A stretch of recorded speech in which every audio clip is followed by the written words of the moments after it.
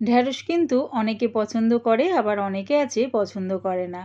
যেমন আমার বাড়িতেই দেখো, প্রতিদিনের জন্য ঢ্যাঁড়স কিন্তু রান্না হবে।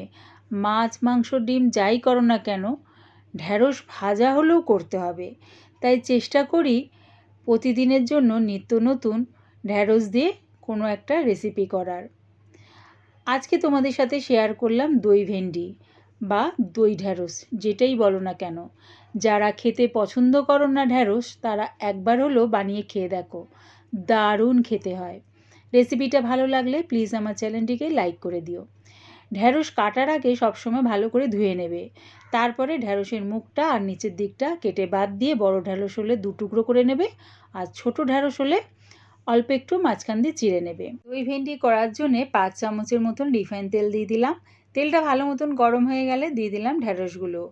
ঢ্যাঁড়স ভাজার মতন দিয়ে দিলাম হলুদ গুঁড়ো আর দিলাম নুন। নুন আর হলুদটা দিয়ে ঢ্যাঁড়সগুলো বেশ লাল লাল করে ভেজে নেব। এই সময় কিন্তু গ্যাসটাকে হাই ফ্লেমে রেখেছি। যদি গ্যাসটাকে মিডিয়াম বা লোতে করি তাহলে দেখবে ঢ্যাঁড়সের থেকে জল ছেড়ে দেবে আর ঢ্যাঁড়সটা একদম নরম হয়ে যাবে।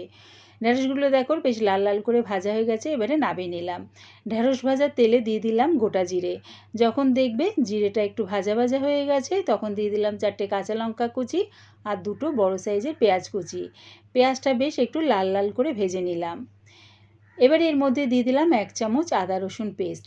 আদা রসুনের কাঁচা গন্ধটা যাওয়া পর্যন্ত পেঁয়াজের সাথে ভালো করে কষিয়ে নিলাম। এই সময় কিন্তু গ্যাসটাকে মিডিয়ামে রেখেছি। টক দইয়ের মধ্যে আমি দিয়ে দেবো বেশ কিছুটা গুঁড়ো মশলা। দিয়ে দিচ্ছি এর মধ্যে 1/2 চামচ লঙ্কার গুঁড়ো, ঝালটা নিজেদের স্বাদ অনুযায়ী ব্যবহার করো।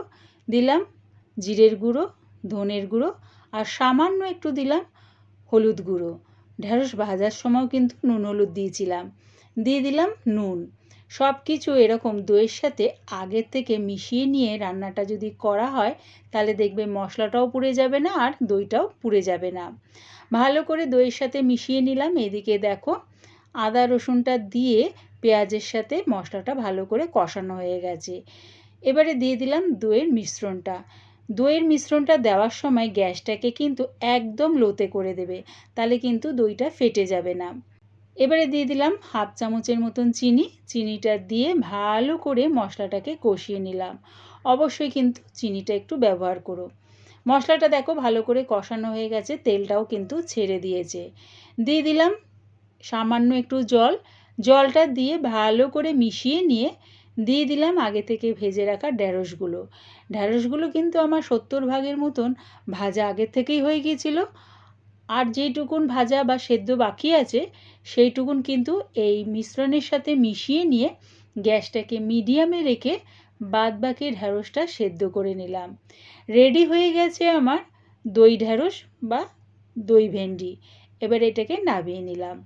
পুরো ভিডিওটা দেখার জন্যে প্রিয়া ইপসা কিচেনের থেকে তোমাদের সবাইকে অনেক ভালোবাসা রইল।